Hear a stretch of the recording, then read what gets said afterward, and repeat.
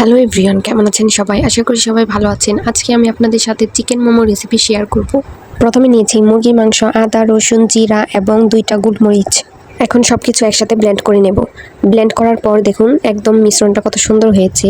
এরপর মোমোর পুরটি একটি বাটিতে নিয়ে নিচ্ছি। এরপর পেঁয়াজ কুচি, কাঁচামরিচ কুচি, লবণ, সয়া সস 1 চা চামচ এবং রান্নার তেল 1 চা চামচ দিয়ে সব কিছু একসাথে মিক্স করে নেব।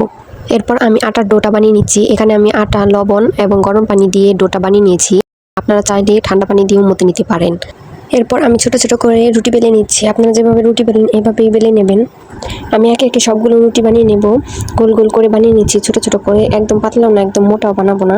এই তো আমার রুটি বানানো শেষ। এরপর আমি আপনাদেরকে মোমোগুলো বানিয়ে দেখাচ্ছি। এরপর রুটির মাঝখানে আমি পুর দিয়ে মোমোগুলো বানিয়ে নেব। দেখুন আমি কিভাবে মোমোগুলো বানাচ্ছি, ভাঁজ কিভাবে দিচ্ছি।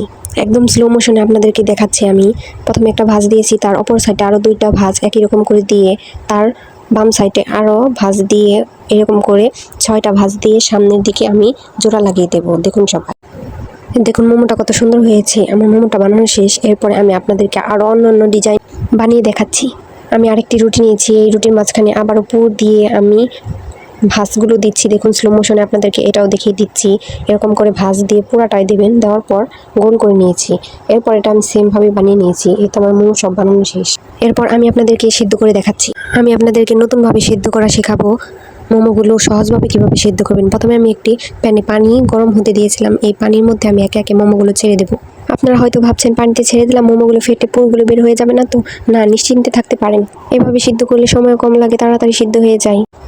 আমি 5 মিনিট মোমোগুলো সিদ্ধ করে নেব। আপনারা কিন্তু আমার রেসিপিটা ফলো করে বাড়িতে একবার হলেও ট্রাই করে দেখবেন। এভাবে মোমো বানালে কিন্তু অনেক মজা লাগে। এই তো আমার মোমো হয়ে গেছে। এরপর আমি নামিয়ে আপনাদেরকে সার্ভ করে দেখাচ্ছি।